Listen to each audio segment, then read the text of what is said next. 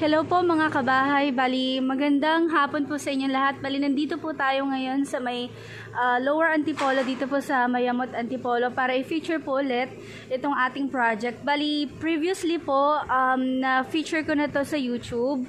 And nung nakita nyo po yun, still under construction. Ngayon, ang ginagawa na lang po dito, yung pending na lang is yung lap pool.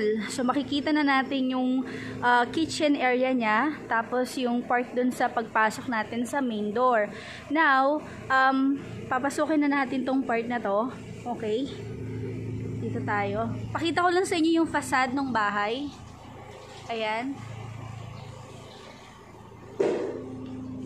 Ganito na yung final ng facade niya. Dito sa part na to is your main gate papunta doon sa ating unit. Then, pakita ko lang sa inyo kung gaano kalaki yung ating parking space. So, dito po, dalawang parking yung kasya natin.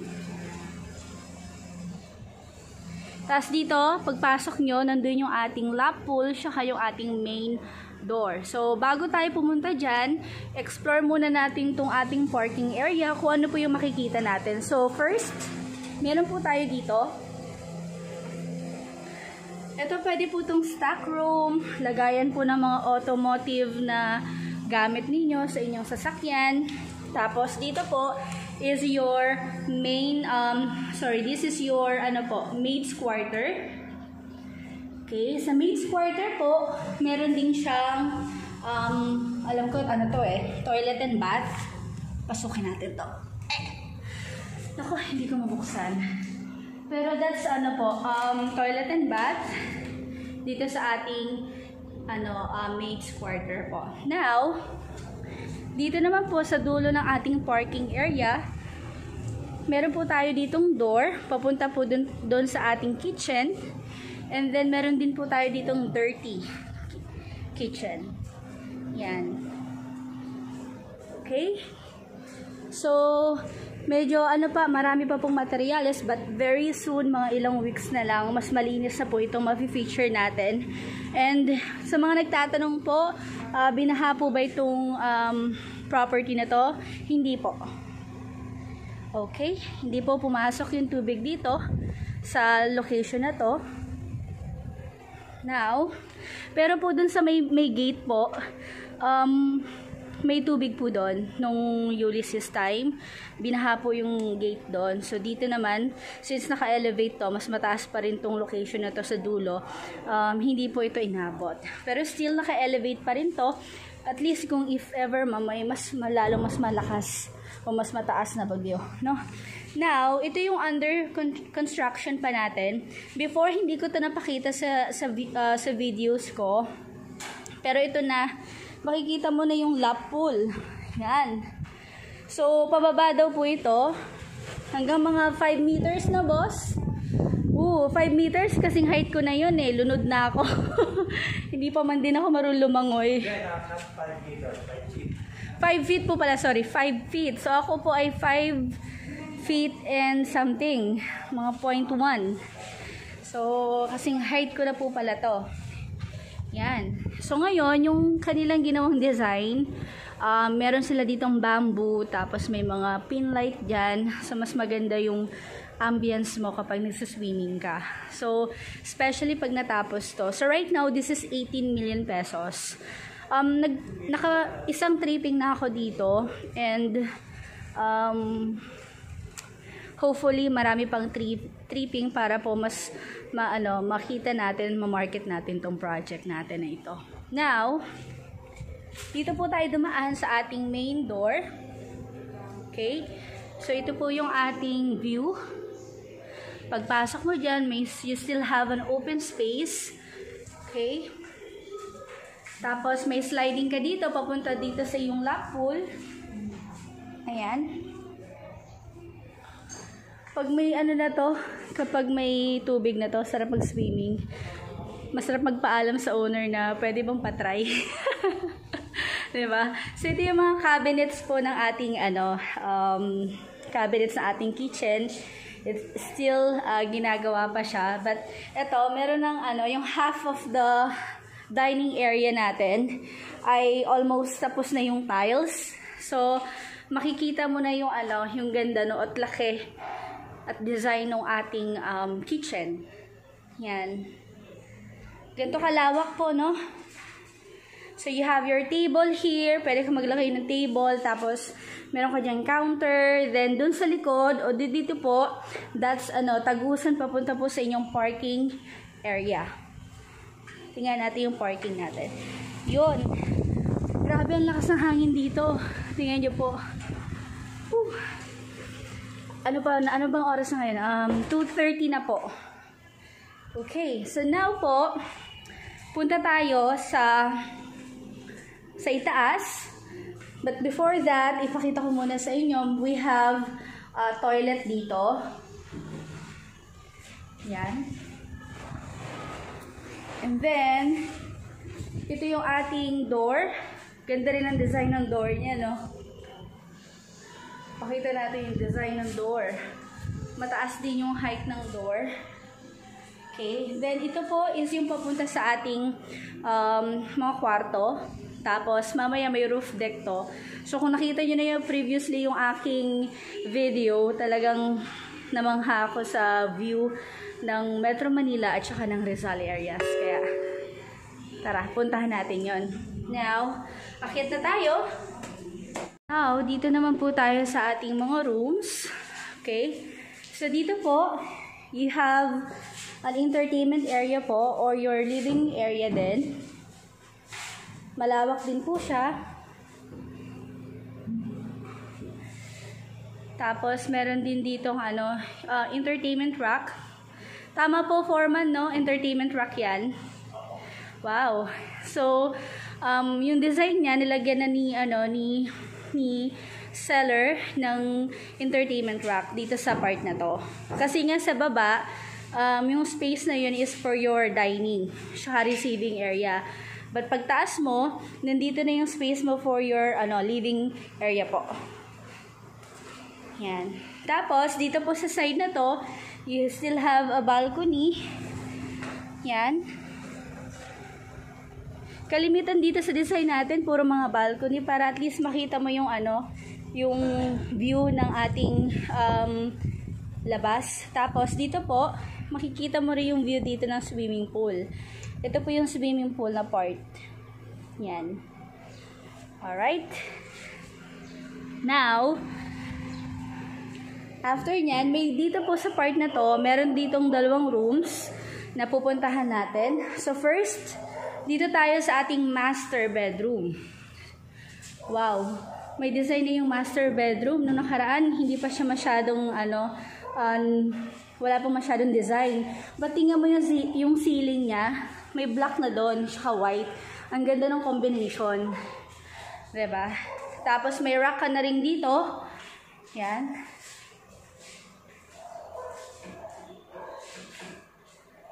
Tapos dito yung headboard para sa iyong kama. Laki naman ng kama, no? Dito yung headboard niya. Diba? Pwede din king and queen size. Then dito po, syempre sa master bedroom, hindi po nawawala ang ating walk-in closet. Ito. So still yung walk-in closet natin, still under construction pa siya. Pero hopefully, within few days po, makita na natin yung ganda. Then, you have your toilet and bath. And ito po, I think very soon, ilalagay nila yung bathtub. Yan. Okay. Now, dito po sa ating master bedroom, meron po tayong balcony. So, pupuntahan natin siya ngayon. Dito pa lang sa part na to, nakikita mo na yung overlooking doon, yung city. I think that's Eastwood or Quezon City, diba? So, nakikita nyo na yung part na yun. Yan po yung mga buildings na nakikita mo dito sa part na to. Okay. Tapos, ito yung ating view sa labas. Mahangin din po sa part na to. So, maganda yung yung side mo ng master bedroom sa side ng overlooking. Para at least paglabas mo, makita mo, oh, ganda ng tanawin. Now, after po nito, let's go po dun sa ating second room. Dito po tayo. Okay, so sa second room, hindi naman siya ganun kalaki ng master bedroom, but definitely para sa inyong mga anak, even maglagay ka dito ng double bed or double deck, pwede po. Yan, kasi malaki pa rin siya. Diba? Then aside from that, meron din po siyang toilet and bath. Ito, may shower siya dito sa side na to. Tapos, meron din po siyang cabinet dito. So, you have a mini cabinet here. Parang mini walk-in closet dito sa part na to. So, tinatapos pa to. And, siguro sa pangatlong balik ko, tapos na talaga to. And, sana ako o kaming team ang makabenta. So, hopefully. Now, dito naman tayo sa another level ng ating house. Dito sa pagtaas ulit natin, dito naman makikita rin natin yung mga rooms. So, ilan ba yung rooms na nakita na natin? 1, 2, then dito po, 3 pang rooms sa makikita natin dito. So, ito po yung ating ceiling. Yeah, kasama na rin tong yung chandelier na to. Ano kaya itsura nitong ilaw? Makikita na kaya natin. Let's try. Wow! Tingnan mo. Mas maganda to paggabi kasi glass to Glass to yung ating window. So pag nasa labas ka tas gabi, kitang-kita mo yung liwanag. Ganda ng bahay. Ang ganda ng design ng Yep. Now, dito naman po tayo sa space na to. So, even here po, sa third floor natin, malawak pa rin space mo na pwede ka pa rin makapaglagay ng sofa or cabinets, closet, diba? Or rack. Para, even dito, television pa rin. Pwede ka pa rin maglagay. So, napakalawak ng part na to. Tingnan lang natin dito yung view. Yan, diba?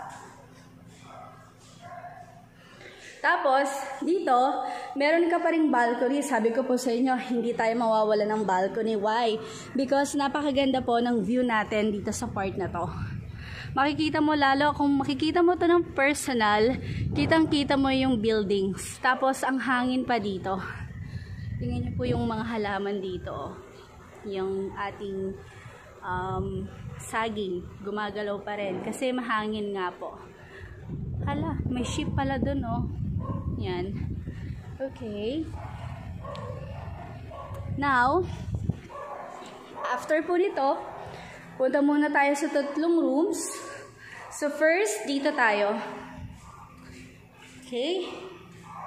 Ganito kalaki yung yung third room natin. Then, may cabinet na rin siya.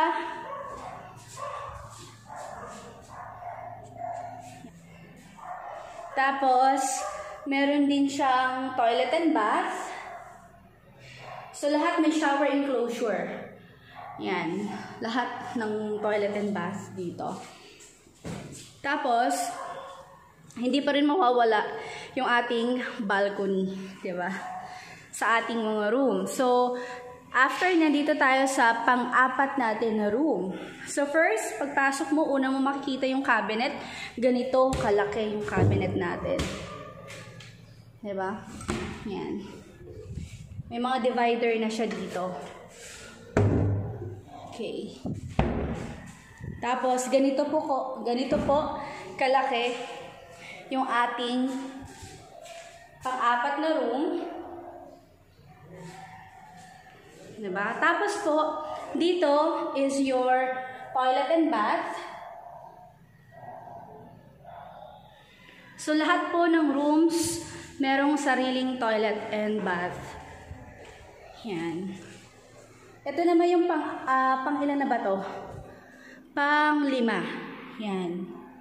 Tingnan natin. Ito ulit yung kanyang cabinet. Kasi laki lang din siya ng pang-4 natin na room. Then, ganito yung space niya para sa iyong kwarto, sa iyong kama.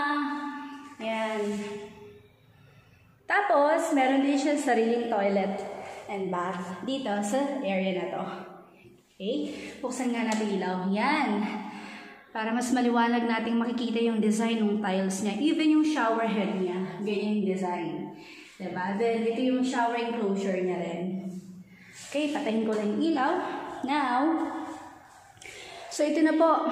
After po nito, pupunta na tayo dun sa roof deck. And ano nga po bang makikita natin doon? It's breathtaking po. Yan. Yun ang makikita natin. So, kung may party or may gatherings kayo, family gatherings, office, or friends na gathering po at gusto nyo dito, ang ganda nito. Diba? Sa amin din, sa bahay namin, meron kaming roof deck. Diba? Kasi gusto ko rin talaga makakita ng mga yung magandang mga overlooking. Like yung bundok. Doon sa bahay namin na makikita doon, San Mateo, bundok ng San Mateo. Yan.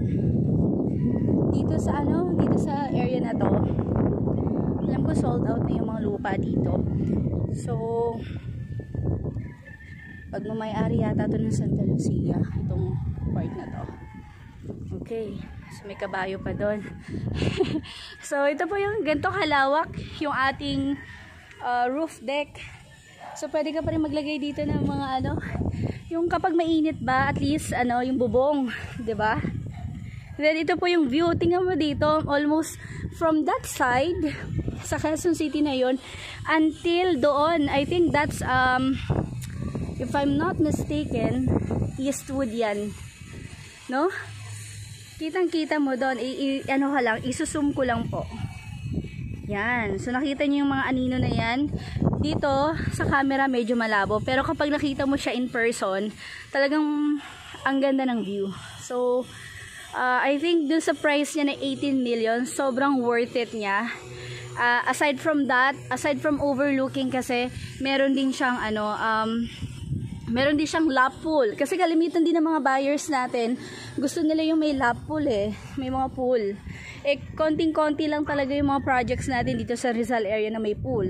So, yun po, if you're looking for something like this, pabook na po kayo ng tripping sa akin, sa aking team.